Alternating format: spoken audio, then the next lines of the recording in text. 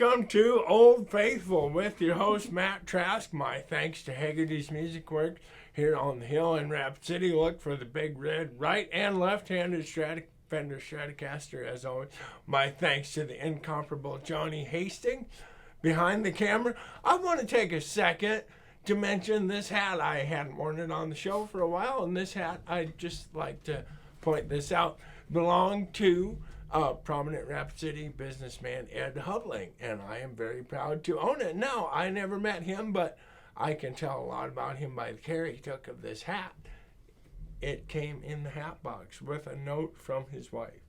That's enough about hats. Drink some coffee, go to Black Hills Blend, all that stuff. I'm so excited to have this woman here. You don't mind being called a woman, do you? No. Okay. And you're going to read the name at the bottom for the show. You know, you're going to read the name. It's pronounced Alex Kliche. Yep. Yeah, but you're not cliquey. No. You're very approachable. So. Yeah. Democratic so. person. Yeah. Right. Awesome. She quite obviously is a bass player. I could teach anyone how to play along to a country song on a bass guitar. Even I pretend to play bass sometimes. There's a huge difference between playing a little bass and being a real bass player, and this right here is a real bass player. Why don't you just go right ahead and tell us all about you? My name is Alex.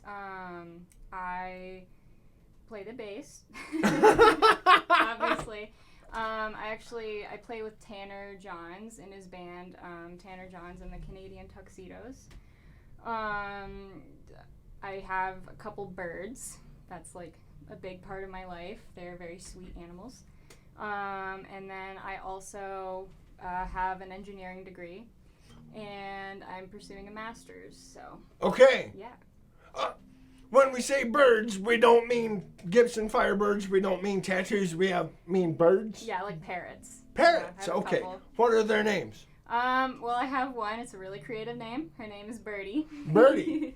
She's like a little cockatiel, and she's like bright yellow and has little orange cheeks. Mm-hmm. And then I have a rose-breasted cockatoo, and her name is Jazzy. And then I'm going to be getting another one. She is a white-bellied kike, but I'm not sure what to name her yet. So. Uh-huh. Well, the name hopefully will come. Yeah. Yeah. Forgive my aviary ignorance. Do any of these birds talk? Since they're all females, they actually don't. So, Oh, dear. Which is interesting. I didn't mean to go there. All right. Yeah, that's just how birds kind of are. The males are generally more vocal. So. Aha. Mm-hmm. So if you Very ever want loud. a bird Showing talk, off all the time. Yep. Sure. We should probably get back to basses and stuff. Yeah, just like random Right. fun fact. How long have you been playing bass? Since 6th grade, so about 11 years now. Okay. What made you decide to start playing bass? Did you start with some other instrument? The first instrument I started playing was piano. Okay. And that was just, your parents want you to play an instrument and you play piano. Mm-hmm. Then after a while, in middle school, they had us join band, and then we had to we were assigned an instrument, but we were given a choice between two different ones. So my first choice was actually bari sax, and then my second choice was bass, and I got bass. So, yeah. And you just instantly fell in love with it? Did it take a while? I instantly fell in love with it. Dave Kramer was actually my teacher for a really long time. So The legendary Dave Kramer here in the Black Hills. I owe everything to him, so. So your first bass might have been a school-issued bass? I bought my first bass from here. It's like a sparkly green Ibanez. Okay. And I actually had it signed by Victor Wooten, so. Wow. Do you still have it? Yeah, I do. Yep. You do? I don't play it very much anymore just because I don't really like the tone of it. Right. But I just keep it because I love it, so. If you don't know who Victor Wooten is, you have some YouTubing to do after you watch this week's exciting episode of Old Faithful. Tell us more about playing in high school band, bass. So that's when I started playing in jazz band in ninth grade. Okay. And I would during my study hall hour that they would make us have, I would go to the band classroom and just practice charts all the time for jazz. And I think that really, really helped me build up chops as a ninth grader. Right. Which weren't that great as a ninth grader, but still pretty good. And then I eventually I just kept playing in jazz band, and that really helped. I, in 10th grade, went to a camp, a 3-day summer camp at Berkeley in Boston. Oh, wow. And that was with Vic again, and then Steve Bailey, and then a few other people. So that was really, really fun. And that was probably one of the more life-changing musical experiences that I've had at that age. And then I actually kind of hit a plateau in high school where I just felt like I wasn't getting better. So that was a bummer. But then when I went to college at the School of Mines, I had this wonderful professor, Dr. Armstrong, and she really pushed me to get better at bass and to just get really good at the basic, that was a pun, the basics of bass. Holding tempo, Right. So that helped, and then getting good at syncopated rhythms and being in the pocket, just the stuff that bass players are supposed to do. Right. So, and she really helped with that. And then in college again, I think, was it my sophomore year? I went to another camp with, and I paid for this with internships that I would get with studying engineering, and I would treat myself to a summer camp at in the Wooten Woods, which is again run by Victor Wooten. Oh. And he would have these week-long camps, and they're in The Wooten Woods. They're great. I highly recommend if you can ever go. They're for all ages, but right. It's basically you're in the woods of Tennessee, which is an hour outside of Nashville, for a week with a bunch of other musicians from even around the world, but around the country primarily. And you are put in this really kind of intensive program that focuses on not only music, but also spirituality. Okay. And it's just a really great experience. Usually at the end, you guys are assigned to make a song in 2 days. And what their tactic is to tire you out so much and fill you with so much information that by the end of the week jam session that they have, which is a big, night of just playing music and just dancing. It's super fun. Thunderous amounts of bass, I presume. I've played with 4 or 5 bass players on stage before. It was pretty fun. But yeah, by the end of the week, you're so tired that you just kind of don't care anymore and you just play. Right. So yeah, and I definitely credit a lot of my musical ability to those weeks that I spent there as well, because I went last summer and then the summer before. Oh, so. Okay. About plateaus really fast. I've been editorializing on my show more and more often.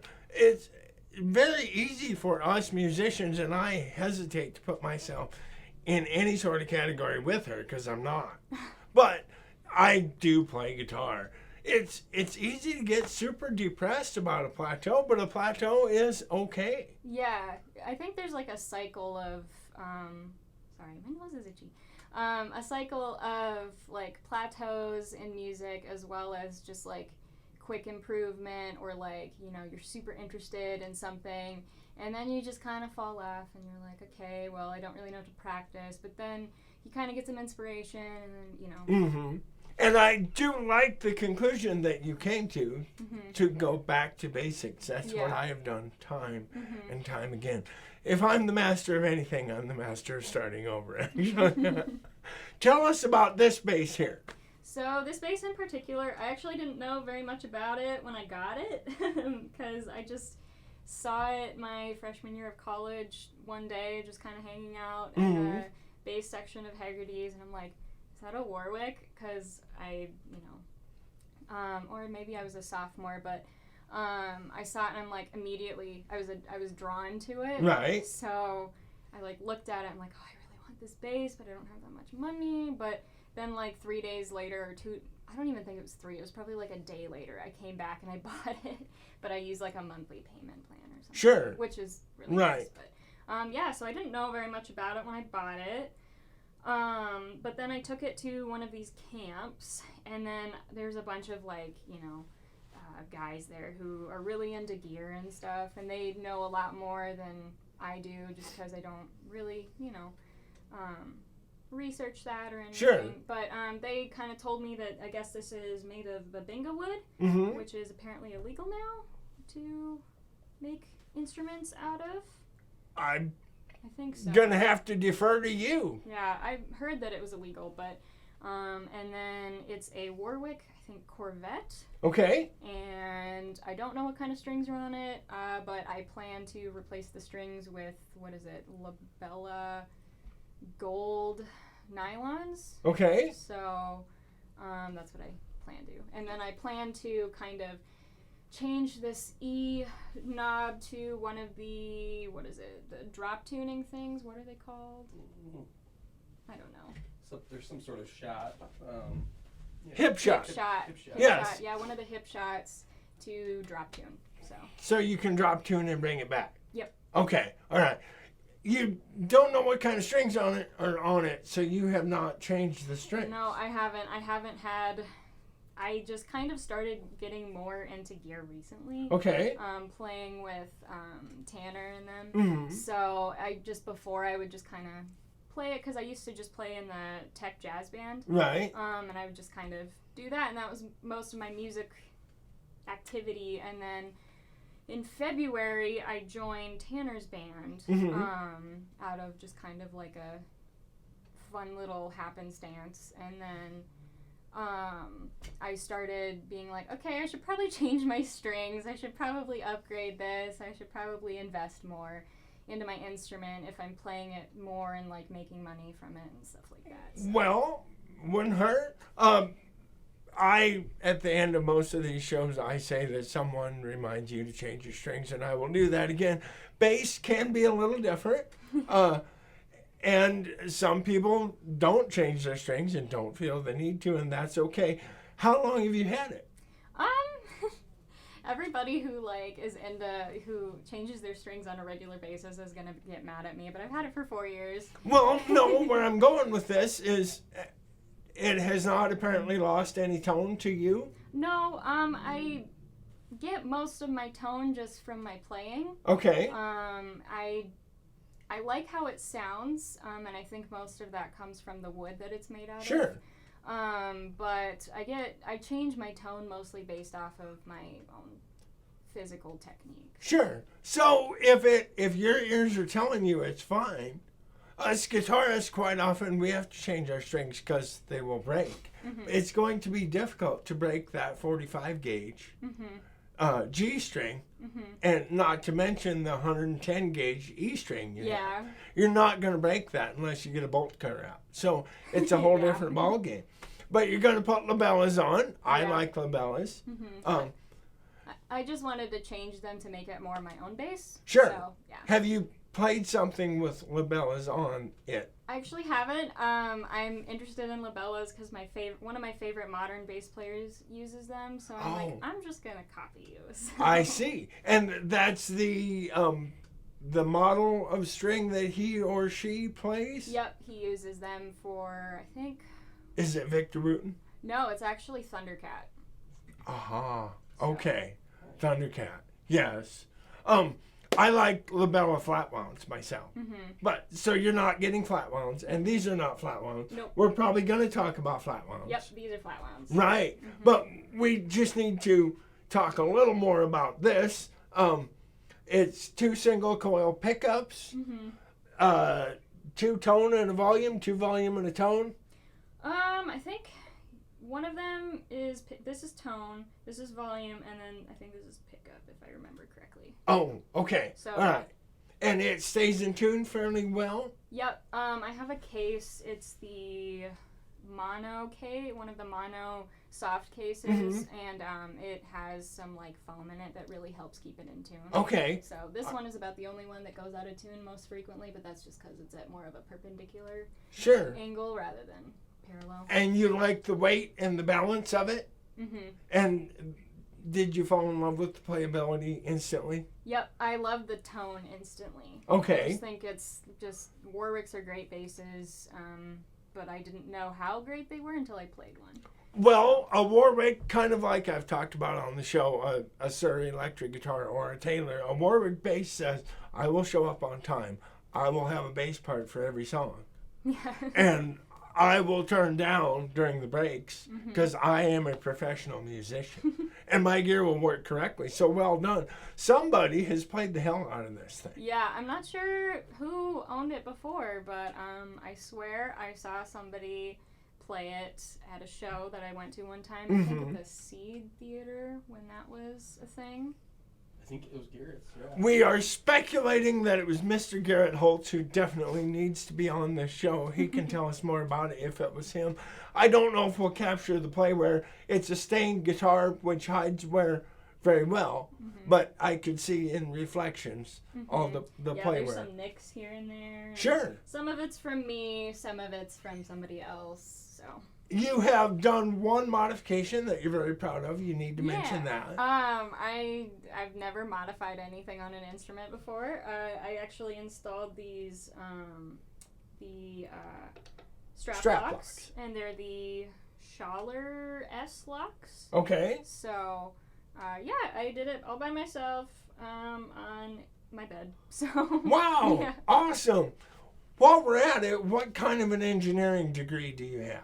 I actually have a industrial engineering and engineering management degree, which is 1 degree. Okay. And then my master's degree is engineering management. Aha, I see.